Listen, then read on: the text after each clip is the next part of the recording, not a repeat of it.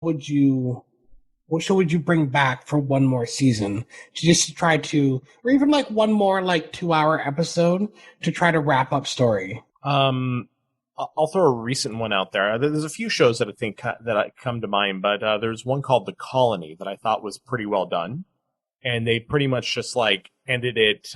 They ended it in a spot where, like, did you guys ever see The Colony? No. I did.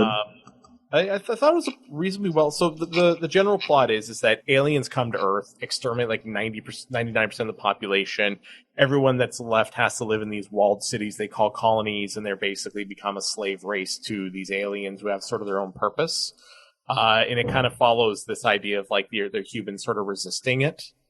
And it was just interesting. Like, it really is one of those shows is like, okay. And then towards like the end, like the last, you can tell they knew that they weren't getting renewed. So they just threw everything they could at the budget. Like, hey, let's have Wayne Brady come on for a season and play like one of the owners of a city, just like crap like that. But it was like, it was starting to get really good. I was like, come on. So I'd bring that one on for a season. Troy, what would you bring back if you had the ability to bring something back? What would you bring back for more closure to it? Maybe Limitless. Oh, that is so good. I didn't even think of Limitless. Definitely. Sorry. It was a shame after the second season, and it just kind of went bye-bye. I was like, oh, come on, man. Sorry. Yeah, I thought that it was one of the rare shows where it actually improved on the previous, and then they left it at a point where it was finished, but they could have continued it, and I really wish they had continued it because it was pretty good. So you're saying it was limited? Limited run of Limitless. I actually never saw it. Neither did I. Well, somebody should pick up. There you go. Pick up what Troy's putting down. Rob? I guess I would say the 4400. I don't know what that is either. So the premise of the show basically is that that a bunch like 4,400 people who have been disappeared over time, and they've disappeared over the past like 50, 60 years, suddenly all appear at the same time on a beach in Washington State, and as they're acclimated and brought back into society, they are and they have no memory of where they were or what happened to them. As they're brought back into society, they start realizing they all have powers of some sort. Each one has a different power. And in each season, there's only, I think, 3 or 4 seasons, and each season kept up in the ante on the previous one, which I really liked. And I was hoping that they would have a really good resolution, like a really good, because the last season was pretty much a cliffhanger, and some interesting things happened. I was hoping they'd get final resolution as to what the secret of all this whole thing was, but we never got that. At least on the show. One of the stars of the show actually is Mahershala Ali, who's now a well-known mainstream actor. But yeah, it's a really good show. Oh, all right. I'm torn between two, and it's very, I don't know, it's very completionistic of me. One is Night Court. Really? Because I want to know, because it's supposed to be Christine and Harry are supposed to get married. It's supposed to be at the very end. And it's left on a cliffhanger, thinking they were going to come back for another season, and they never did. And as absolutely, positively horrible as it is, and these are just things off the top of my head, the other one is Alf. Oh, yeah. Because they, at the very end, the last episode of Alf, they capture Alf. And it's literally to be continued. And then it's never continued. So I'm just like, well, what happened? Movies. What? They made TV movies after that to finish the story. I don't remember exactly what happened, but I do know it took place after the series. Okay, well then I'm going to stick with Night Court then. That's why I didn't pick Deadwood, because Deadwood would have been my go-to, except they did make the Deadwood movie, which kind of wrapped it up. So I don't think it wrapped it up well, but it wrapped up the story. It did something. Yeah. I wouldn't mind seeing another season of Preacher either. That'd be good. Even though they wrapped everything up and it's done it's done. They finished everything. Everything's tied up with a nice. Well, I haven't seen this. I haven't seen the last season yet. Okay, well, yeah. I wanted to make another one because it got so good. Wasn't there a show similar to Doctor Who that everyone loved? Torchwood? The Torchwood. No, Firefly. That's what it Oh, was. Firefly, yeah. Yeah, I was going to mention Firefly, but the Joss Whedon of it all. Yeah. I decided people aren't clamoring for a Firefly season 2 anytime soon. Maybe it was a different showrunner, perhaps, but yeah. I never watched it. I just remember there was a lot of outrage that they discontinued it. When they came out with a movie. Yeah, Serenity, which I think kind of put a nice bow around it. Yeah, it's good enough. Yeah. And Joss Whedon's not exactly ever since the Justice League Snyder cuts out there. Hashtag fuck Joss Whedon is trending. So yeah, I haven't seen Justice League or the Joss Whedon. Yeah, I've seen either. I might actually watch a Snyder cut, even though I'm not a huge Snyder fan. I might watch it just to kind of see what the hype is about, because I'm hearing a lot of good things about it. So it's well done. It is 4 hours, which is I can see why they cut a lot of stuff out. But I saw the first one when it came out, and it was an awful film. Like it's rare that my wife Laura will just like leave a movie and be like, that was horrible. Like she doesn't have like bad things to say about anybody, including like she doesn't really. Like she was using choice words about how bad the film was, and then she sat and she really enjoyed Justice League, the Snyder cut. So I mean, I thought it was really well done for what she stayed awake for. It's 4 hours long. Like, come on now. You can space. I've been told, or heard rather, that you can space it out. You can watch it and they have chapter breaks. You can watch it and then you watch like a TV series kind of thing if you want to. Yeah, there's like 6 parts to it. It's kind of how they've got it cut. Like it's if you go on like Crave, it's like one big like 4 hour video, but you can stop at any break, and it's like some are a little bit longer than others, but you can break it up pretty easily if you want. Interesting. Yeah. And also kind of redeems the whole Batfleck situation. Cool. Yeah. Hey Troy, did you end up starting WandaVision at all? Yeah, we finished it. It was really good. Okay, so my question is, and I know this is his whole weird thing unto itself, but the quote unquote villain, being is it Colonel? I think he's a Colonel as well. From Sword. He looks just like MacGyver. Weirdest thing. It's weird. Look almost exactly the same. People are like just vilifying the hell out of him. He's right. And I don't quite think it's correct that he's completely being vilified in this. Well, I mean, he does some bad shitty things, but like... He does.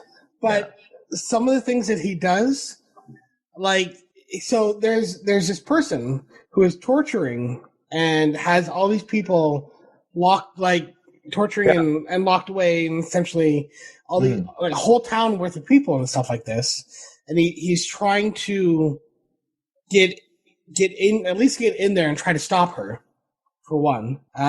So it's kind of like everybody's like, no, we're cool with Wanda. She's fine. We're cool with her. Oh, okay. So here's the thing. It's like, that's why you don't just like send in like a ninja to attack like a hostage situation or something like that. It doesn't work that way. So you've got a sentient weapon, one of the most, so you've got Wanda Maximoff, the most powerful Avenger arguably out there, who could like make people explode like a bug. It's like no different than like, a hostage situation like a bank or something. You don't just send in like a team of a SWAT team right away. You try and negotiate or something like that first. So like, did they even call the Avengers to come in? Did they even call Captain Marvel? Hey, one of your guys is all, also up on stuff. Also, like, if she's this powerful, why wasn't she this powerful fighting Thanos? Like, come on.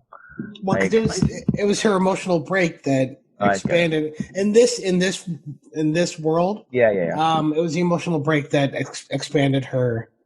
Here's my problem with the show. That they don't have Mephisto in there anywhere, which is where she got her powers in the comic book series. No, she didn't meet in the comic book series. My problem with this show is outside of the story. The story was great. I love the story. My problem with the show is some of the production decisions. Like, They had the new Quicksilver, played by Evan Peters, who played the Quicksilver in X-Men. Yeah. And, like, the only effing way reason they did that is because this was reveals at the end of the show. Spoilers, by the way, to Yeah, spoilers all over the place. Yeah. Yeah. But the only fucking reason they do this in the show is because they want to get clicks, on like websites talking about, oh, look at the surprise reveal. Or what does this mean? Does this mean multiverse is coming? Like, that's the only, they know that that's going to happen. They know that it's going to create publicity for the show. So they put the actor in there solely to manipulate the audience, and it really pissed me off. I'm like, come on, that's not fair. So what you're saying is that Disney and all their underlings use sensationalistic tactics to get more eyes on their stuff, more clicks on their items. No, they lie. Basically, like, they didn't lie, but they misled people on purpose. Who's to say the multiverse isn't actually there? Who's to say that he isn't... Hey, if this turns out to be a ruse within a ruse, like a red herring within a red herring, I'm cool with that. A red herring ate a red herring. But they had it was pretty clear what was happening. But it was pretty clear what was happening before then too. I don't think it matters that much because I don't think so either. I'm just fighting it. Here's why it doesn't really bug me all that much, even if it turns out to be an absolute nothing. This is a show about people being mentally manipulated to believe one thing or another. At the end of the day, that's one of the main elements. So it's I don't want to use the term meta because I don't think it's appropriate, but for them to do that to the audience at the same time as what's happening to the people in the show, I don't think the decisions they made at Disney were that deep. It's probably closer to what you're saying, Rob, where it's like, hey, what would get us clicks? That was probably the main. Well, that's what I'm saying. Yeah, that's what I'm saying. I don't like. I don't like that. I don't like that. I don't like that in Walking Dead. That's why I stopped watching The Walking Dead, because they did that all the effing time in Walking Dead, and it was so stupid. And they were the number one show for how long? Right, but it was stupid. It doesn't mean it's not stupid. No, it doesn't mean it's not stupid. When they do these manipulative camera tricks to make it look like they killed somebody when they didn't actually kill somebody. And it worked. People and the guy went out of the dumpster the entire time. Like, F this noise. This is stupid.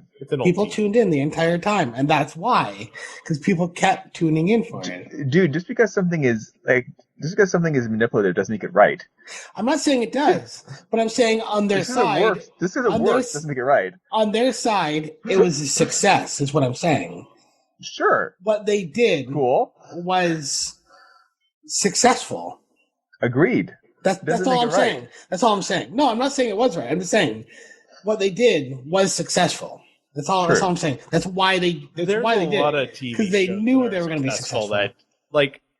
Okay, but you can't use there's a lot of crappy TV out there that is successful. I mean, Dancing with the Homeless, Who Wants to Marry a Hobo. I don't know what the hell they're putting on for reality TV shows anymore, but these are incredibly successful shows. Every reality TV show pulls the exact same manipulative crap. Every single one of them. Because they always say, the next time, blah, blah, blah happens. You watch, if you ever watch Hell's Kitchen, I know you do, Tim. Oh, yeah. If you watch Hell's Kitchen, at the end of Hell's Kitchen, that was like, oh, you got to watch the next one. You can't believe what's going to happen. And you watch the next one, it's like, oh, that one just got angry at the other chef, and then that was it. Then they walked away. I get it. It's WWE wrestling. I understand that. That's not my look. Look. Reality TV is reality TV. I'm talking about narrative television when they're making these choices to specifically. I made my point. I hear you. I hear the point. I'm just saying that it's not okay. I point taken. I'm just saying that it's not unique to Disney or not unique to of course not. This particular. No. It's a very common. That's why I said The Walking Dead. That's why I said The Walking Dead as an example.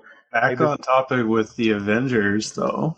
Back to Keith's point about Scarlet Witch not being nobody really cared about her for what she did. If you've read any of the comics, she's not exactly a nice character in the first place. She was a part of the Brotherhood of Evil Mutants. Yeah. She did a lot of horrible things to people, and her unstable nature due to the death of her partner led her to create false realities and give people powers and take them away. And she did a lot of really nasty things. So I don't think it's ever in question that she is not a good hero, or she is an anti-hero, or whatever you want to call her, which is why people are dismissing the fact that she manipulated all these people into